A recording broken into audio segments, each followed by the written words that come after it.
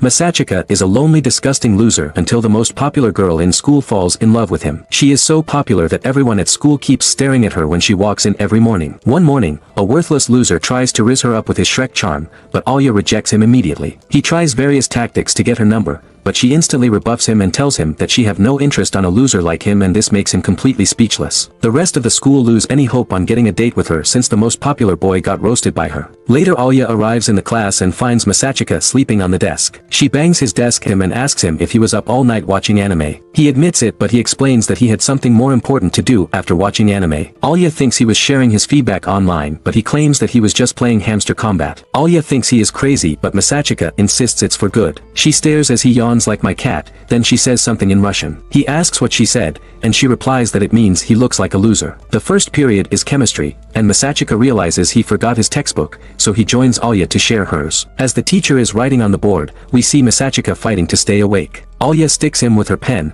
causing him to raise his hand. The teacher asks for the answer since he raised his hand. He looks at Alya for help, and she points to an answer. He confidently repeats it, but it ends up being wrong. The teacher asks her on his behalf, and she immediately gives the right answer. Masachika thinks about starting his villain arc but calms down because she is so cute. Seeing him pissed off, she repeats that word in Russian, which catches him off guard. When he asks her what she said, she mentions that she told him he is stupid. We then learn that Masachika was able to understand her Russian this entire time and that she was actually calling him a cutie. He tries to figure out what she meant by that, but she keeps brushing it off. It turns out he can understand her because his childhood crush spoke Russian, and he never thought he'd find himself getting charmed by a Russian girl. Who doesn't know he is able to understand her? If he told her, he knew she will get completely embarrassed. Later, Alya catches Masachika messing with his phone and she warns him that it's forbidden to use it at school unless an emergency occurs. He doesn't respond, so she grabs his phone and sees a picture of a silver-haired girl labeled Goddess of the Moon. She gives the phone back to him, switches to Russian, and says that her hair is silver too and calls him a cheater. Masachika hears this and is taken aback. He asks her what she said,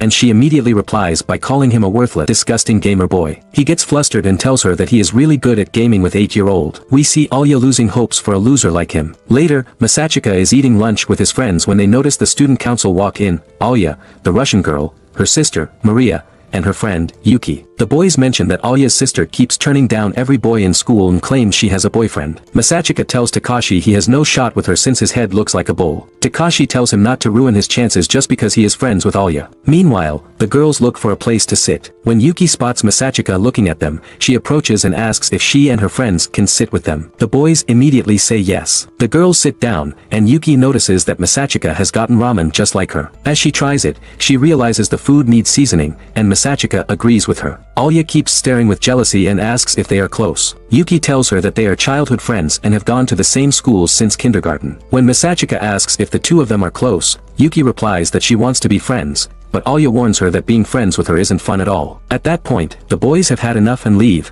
saying their beauty is too much for their eyes to handle. After they leave, Yuki gets close to Masachika and asks if he has considered the offer to be part of the student council, but he replies, saying he has no intention of joining it. Yuki tells Alya that Masachika used to be her vice president in middle school and mentions that he is much smarter than he looks. Alya then replies in Russian, saying she already knows about it. Later, Yuki says her goodbyes, and Alya expresses surprise that he has a female friend. Masachika points at her, stating she is also his friend, which surprises Alya. She agrees and walks away with a smile, leaving him contemplating his existence. Later, Masachika dreams about his childhood days when he used to play with a blonde Russian girl. When he wakes up, he remembers learning Russian just to talk to her, although her name escapes him. The next morning, he gets to class early and tidies up before anyone else arrives. Alya is the first to come in and is surprised to see him up early. Masachika notices dirt on Alya's socks and asks if she stepped in a puddle. She explains that a passing truck splashed mud on her. She then asks if he plans to join the student council, but he insists he would rather not. Alya tries to ask something else but gets embarrassed and drops it. She starts taking off her socks, which makes Masachika nervous. Noticing his reaction, Alya tells him to fetch a spare sock from her locker. Masachika reluctantly agrees, but when she asks him to put it on her, he hesitates. She switches to Russian, suggesting it's for her benefit too, which makes him wonder if she's using him to relieve stress. When he asks what she said, she calls him a coward. Determined, he proceeds to help her. Alya gets flustered, saying she wasn't ready, but he tells her to stay still. Accidentally, he touches her inappropriately, prompting her to kick him in the face. Later, Alya gives him the silent treatment, so he tries to apologize. She calls him a leg fetishist in Russian but then apologizes for kicking him. When she checks if he's okay, he deflects with a joke, which embarrasses her further. She hits him and runs away, with him chasing after her. They keep running for 10 minutes around the school, but after a while, she stops running. Masachika apologizes for his behavior and offers her favorite drink as a peace offering. Touched, Alya switches to Russian to ask if he wants a sip, hinting at an indirect kiss. He pretends not to understand, and she laughs, thinking he doesn't get it. After a few days, Masachika meets up with Yuki in a storage space, and the two start mumbling to each other. Suddenly, Alya pops up and apologizes for being the third wheel. They begin sorting through the items in the storage room. Masachika brings down some board games, and Yuki starts bragging about her last win with cards. Alya, feeling jealous, tells the couple to get back to work. She then switches to Russian, telling Masachika to come to her, but our useless main character gets shivers while the Russian girl continues to beg for him. They eventually head to the student council president's office, where the president introduces himself as Kenzaki, saying he has heard a lot about him. Masachika looks at him and isn't surprised that someone like him is the president. He takes his leave, but the president stops him, saying he doesn't want to let him go empty-handed after all that work. He insists on buying him dinner and invites the girls to join them as well. At dinner, Kenzaki praises the group for finishing the work quickly. Yuki says that Masachika is amazing, claiming he can do anything he is asked and is super smart. The president asks if he wants to be part of the student council, but he immediately declines, saying he had enough of it in middle school. Yuki asks him again to join, but he replies that she doesn't need him since she is going to win. However, Kenzaki reveals that it's not going to be easy, especially since Alya is planning to run too, which surprises Masachika. Alya expresses that she will be the one to win the president's spot. After dinner, Kenzaki suggests that he walks Alya home while he takes care of Yuki, and they split up.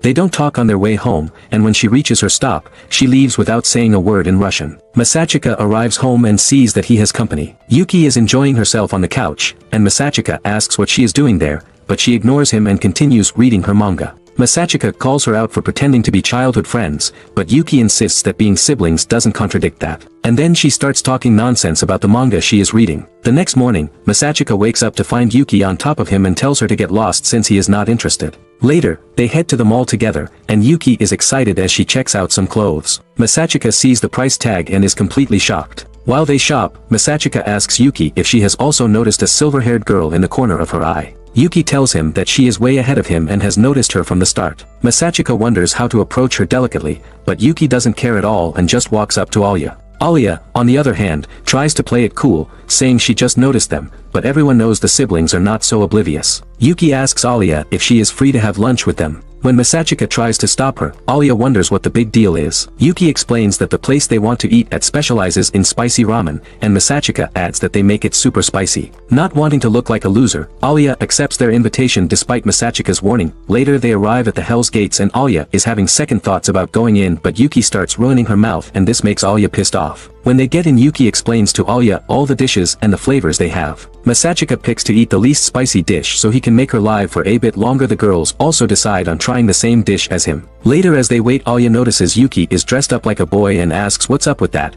Yuki, to make the situation a little interesting, points out that she was laying in bed with Masachika in the morning, which makes him to splash the drink, and we see all the people on the restaurant giving them a strange look. Alya asks Masachika what Yuki meant by that, and as Masachika tries to explain himself, the waiter arrives with 3 bowls of blood pond. Alya is completely terrified by the look, but she doesn't want the money to go to waste, so she forces herself to start eating it. Suddenly, the spices start hitting her. Masachika, worried, asks if she has seen the lights of heaven, but she tells him she hasn't reached that point yet. She starts crying and begs for it to end in Russian, but every time Masachika tells her not to push herself, she refuses. Yuki, unfazed by the spiciness, encourages her to make it even spicier. Masachika realizes Yuki is doing it on purpose, so he warns Alya not to do it, but stubbornly, she refuses and pours more spice on it. When she takes a bite, she starts screaming loudly and they end up outside. Masachika tells Alya that Yuki got off to buy something. It's just the two of them now, so Masachika asks Alya if she wants some ice cream. Once she cools off, he asks why she wants to be the student council president. Alya says she doesn't need a reason to aim high. When he asks if she has a running mate,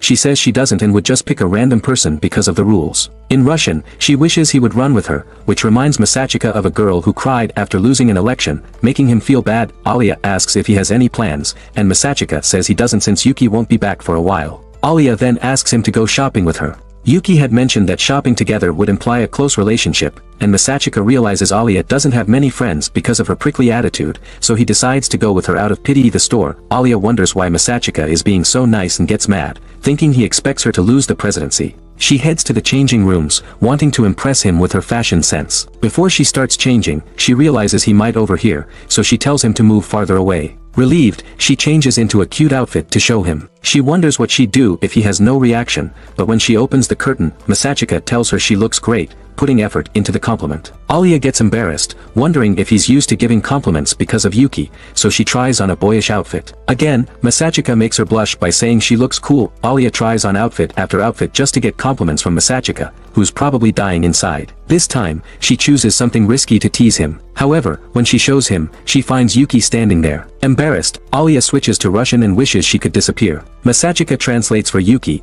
who calls her a big baby. Later on the train, Alia wonders who would win between two fictional characters but snaps out of it when Masachika and Yuki start to say their goodbyes. She freaks out about the skimpy skirt she wore but then realizes something more important. They both got off at the same station.